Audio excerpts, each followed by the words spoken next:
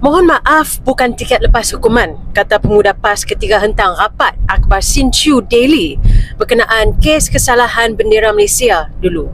Tapi saya yakin pemuda PAS masih berpendirian yang sama ke atas kesalahan bendera Malaysia terkini yang dibuat oleh parti mereka sendiri, lebih terperincinya oleh PAS Negeri Terengganu. Memalukan sungguhlah. Macam manalah kesalahan macam ni boleh dibuat oleh sebuah parti yang kononnya terpaling patriotik. Teruk sungguh designer logo ni. Takkan mereka tak tahu pantang larang bendera Malaysia? Urus Setia tak cek ke sebelum keluarkan? Atau adakah ini perbuatan khianat? Mohon pihak polis siasat dan hukum pihak PAS. Saya juga nak ulang sekali lagi kata pemuda PAS waktu hantam Sinchu berkenaan isu bendera ni. Dia kata tindakan yang tegas, adil dan berprinsip mesti diambil. Lagi memastikan perkara sebegini tidak berulang dan maruah negara harus dipertahankan. Ada sepatah dua kata dari kawan-kawan PAS berkenaan isu ni tak? Nak tengok hampa nak spin macam mana pula lepas ni. Salam sejahtera Malaysia, denyut nadi suara rakyat bergema di channel ini. Okey, tuan-tuan dan puan-puan yang dihormati sekalian. Ini berita buruk untuk penyakau tagar. Penyakau tegar negara Malaysia. Ini berita buruk untuk yang suka curi wang negara Malaysia. Ini juga berita buruk untuk mereka yang masih lagi sekarang ini menjalani proses siasatan, menjalani proses mahkamah, menjalani banyak proses lagi hasil daripada sakau-sakau. Nah, ini juga berita buruk pada naga-naga penyakau, jurung-jurung penyakau. Padan muka. Itulah, waktu buat tak fikir. Sudah buat, baru rasa kena zalim lah, kena dikejami, dizalimi, macam-macam lah, macam-macam. Tapi waktu buat tidak fikir kan. Tahniah diucapkan kepada Tan Sri Azam Baki, Ketua Pesuruhjaya SPRM Malaysia, yang telah diperkenankan semula, diperkenankan pelantikan beliau oleh Agung, oleh Seri Paduka Baginda yang di-Pertuan Agong. Baginda telah memperkenankan pelantikan semula Azam Baki. Ini jangan kata pula ada agenda apa semua. Kamu jangan pula pandai-pandai fitnah Agong pula. Ini ramai orang nanti fitnah.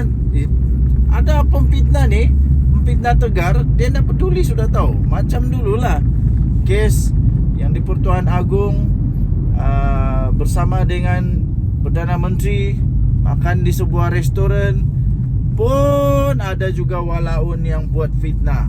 Aku hairan betul lah. Hairan betul. Ini memang pemfitnah tegar. Jangan pula pelantikan Tan Sri Azam Baki ini pun ditunggang-tunggang juga, difitnah-fitnah juga. Ini mendapat perkenan daripada Seri Paduka Baginda yang di Pertuan Agong. Bukan senang-senang mau lantik, mesti ada perkenan daripada yang di Pertuan Agong.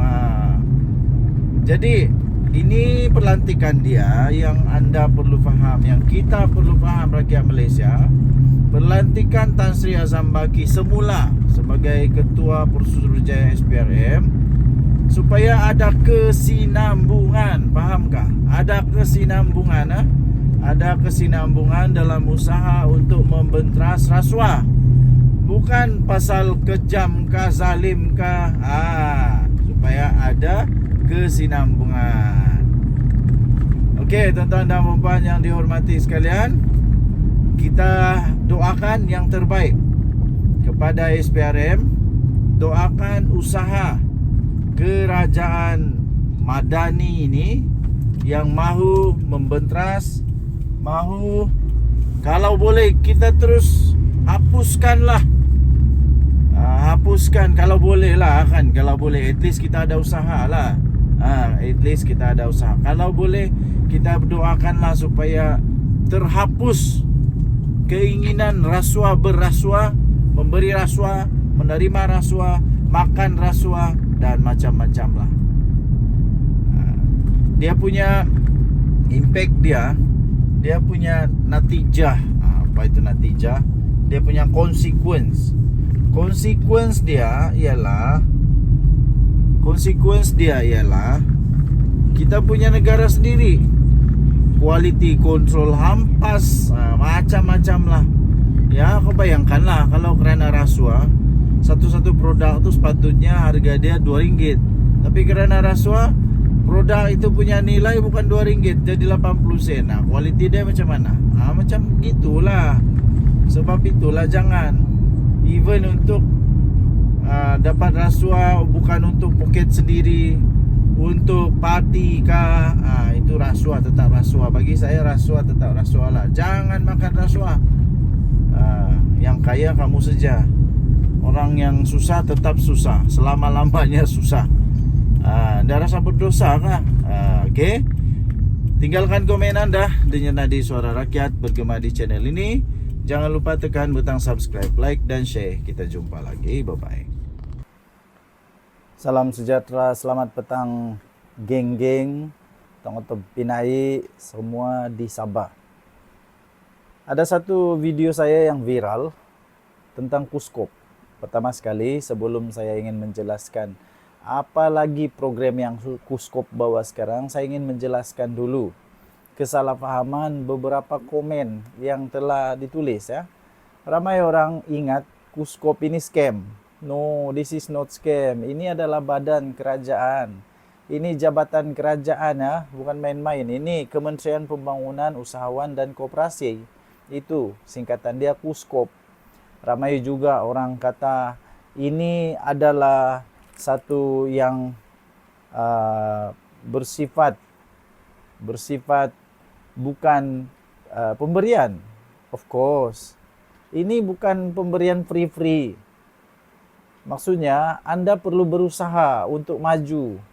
Tapi pemberian yang diberikan oleh kerajaan itu ada dua jenis, satu geran, satu pinjaman.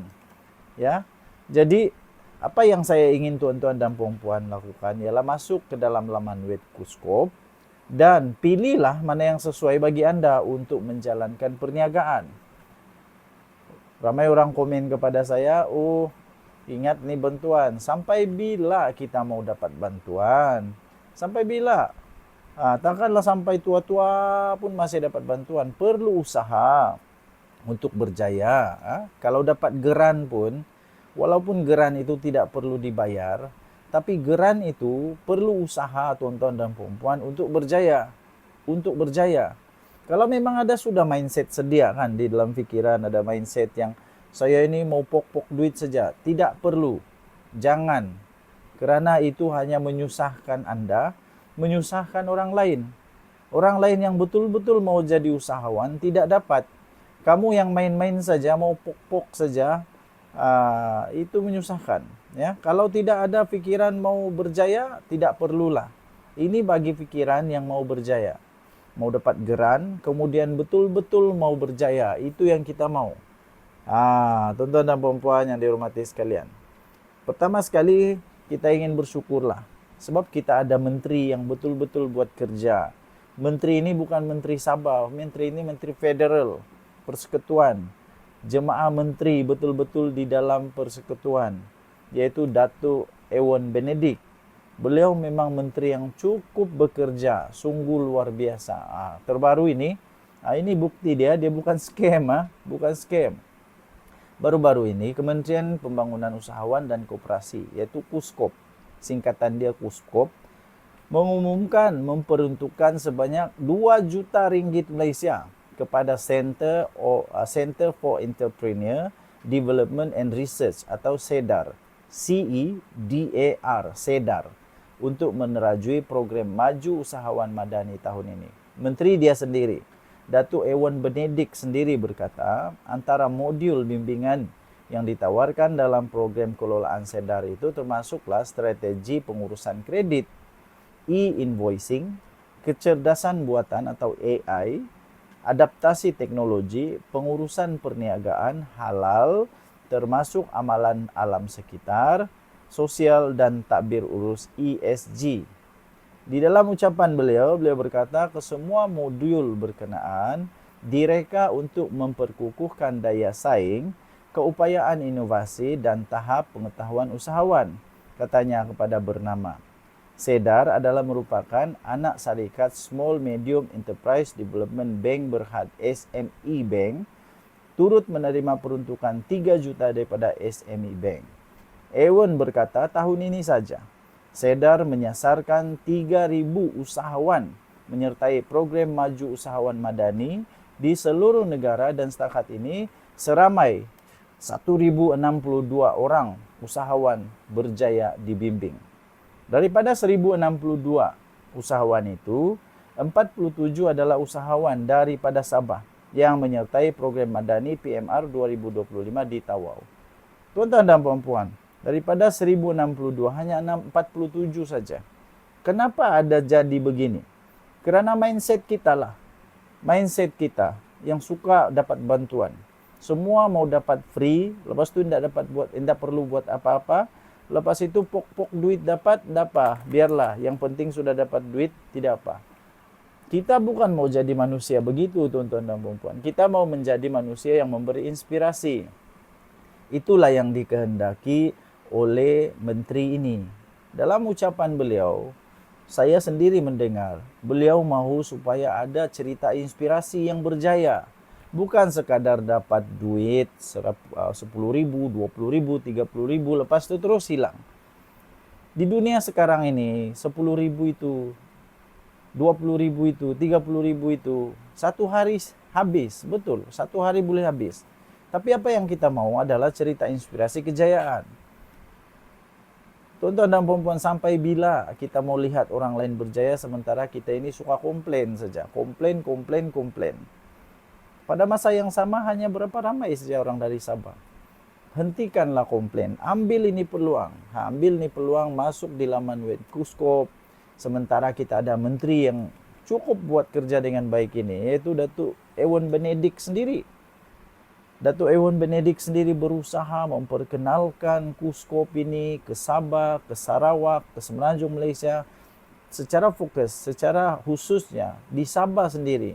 Beliau di mana-mana beliau berucap, beliau memperkenalkan Kuskop supaya dengan niat yang baik, supaya orang-orang di Sabah mengambil peluang ini. Di luar bandar, di dalam bandar, di tengah bandar, di tepi bandar, di sering-sering bandar. Kita semua ada peluang yang sama. Ada banyak program yang dibuat oleh Kuskop khusus untuk Anda sesuai di bandar, sesuai di tepi bandar, sesuai di luar bandar. Semua ada. Masalah dia, kita tidak pernah ambil peduli. Masalah dia, kita tidak ambil peduli. Setiap kali dicerita, bilang scam. Bukan semua benda scam. Minta maaf, kalau Anda mau cari cerita scam, bukan di sini, cari tempat lain. Saya tidak cerita tentang scam. Okey? So, tuan-tuan dan puan-puan yang dihormati sekalian, cepat-cepatlah ambil perhatian, ambil peluang, masuk laman web Kuskop, tengok di sana. Semua ada dia punya cara bagaimana untuk apply, siapa yang layak apply, berapa boleh dapat.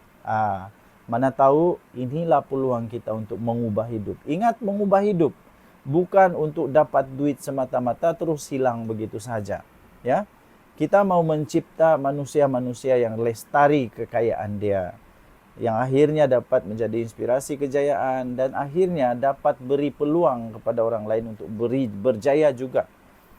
Bayangkan kalau Anda berjaya. Bayangkan kalau Anda berjaya, Anda boleh memberikan peluang pekerjaan kepada orang lain. Berapa ramai yang Anda boleh bantu. Daripada hanya dapat bantuan 1.000, 2.000 ringgit, itu bagus. Itu bagus, tapi berapa lama itu boleh habis? Saya ingat kawan saya cakap, satu perkara yang membuatkan saya berfikir. Betul, berfikir dalam. Betul juga apa kawan cakap. Yaitu dia kata, bayangkan kalau esok kita mati. Apa legasi yang sudah kita buat? Apa yang sudah kita tinggalkan? Yang itu yang perlu difikir. Sebab itu tuan-tuan dan puan-puan, ambillah cepat-cepat peluang yang ada, masuk ke dalam laman web Kuskop dan lihat apa yang ada di sana yang boleh membantu Anda boleh membantu keluarga Anda, boleh membantu community Anda. Ya, itu yang kita mau. Oke, so teruskan tinggalkan komen. Sama ada komen kamu bagus, kayak tidak bagus, tetap juga saya baca. Saya tetap baca, saya jawab mana yang boleh jawab. Yang tidak patut dijawab, tak payah jawab. Oke, tinggalkan komen, share kepada kawan-kawan supaya dorang tahu perkara ini perkara yang betul. Ingat laman web Kuskop. Menteri dia Datuk Ewan Benedict, ya. Menteri yang muda, bertenaga, mempunyai pandangan ke depan yang cukup baik dan mau rakyat Sabah menjadi berjaya. Itulah yang saya suka dengan menteri ini. Kita jumpa lagi. Bye-bye.